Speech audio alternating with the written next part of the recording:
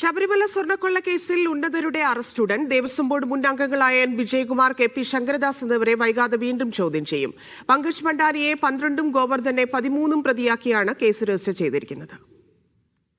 ശബരിമലയിൽ നിന്ന് ദ്വാരപാലക ശില്പവും കട്ട്ളപ്പാളിയും ഉണ്ണികൃഷ്ണൻ പോറ്റിയുടെ കൈവശം കൊടുത്തുവിടാൻ തീരുമാനമെടുത്ത ദേവസ്വം ബോർഡിലെ അംഗങ്ങളാണ് എൻ വിജയകുമാറും കെ.പി. ശങ്കരദാസും. പത്മകുമാർ അറസ്റ്റിലായിട്ടും ഇരുവരെയും കേസിൽ പ്രതി ചേർത്തിരുന്നില്ല. ഹൈക്കോടതിയുടെ വിമർശനത്തിന് പിന്നാലെയാണ് ഇരുവർക്കുമെതിരെയുള്ള അന്വേഷണം വ്യാപിപ്പിച്ചത്. കെ.പി. ശങ്കരദാസിനെയും എൻ വിജയകുമാറിനെയും വൈകാതെ അറസ്റ്റ് ചെയ്തേക്കുമെന്നാണ് വിവരം. സ്വർണ്ണപ്പാളികൾ ഒരുക്കിയ ചെന്നൈയിലെ സ്മാർട്ട് ക്രിയേഷൻസിലെ സിഇഒ പങ്കജ് ഭണ്ഡാരി, സ്വർണം വാങ്ങിയ ബെല്ലാരിയിലെ സ്വർണ്ണ വ്യാപാരി ഗോവർദ്ധൻ എന്നിവരെ വിശദമായി ചോദ്യം ചെയ്യാനാണ് തീരുമാനം. ഇവരിൽ നിന്ന് ലഭിക്കുന്ന വിവരമനുസരിച്ച് കൂടുതൽ അറസ്റ്റിനും സാധ്യതയുണ്ട്. മുൻകൂർ ജാമ്യത്തിനായി ഗോവർദ്ധൻ ഹൈക്കോടതിയെ സമീപിക്കും. സ്വർണ്ണക്കൊള്ളയിൽ പങ്കില്ലെന്നാണ് ഗോവർദ്ധന്റെ വാദം. എന്നാൽ ശബരിമലയിലെ സ്വർണ്ണമാണെന്ന് അറിഞ്ഞിട്ടും അത് വാങ്ങുകയും തട്ടിപ്പിന് കൂട്ടുനിൽക്കുകയും ചെയ്തുവെന്നാണ് ഗോവർദ്ധനെതിരായ കേസ്. 474 ഗ്രാം സ്വർണമായിരുന്നു ഗോവർദ്ധന് ഉണ്ണികൃഷ്ണൻ പോറ്റി വിറ്റത്.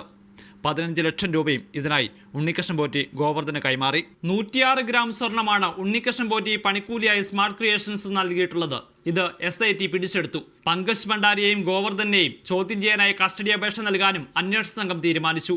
മീഡിയ 1 തിരുവനന്തപുരം.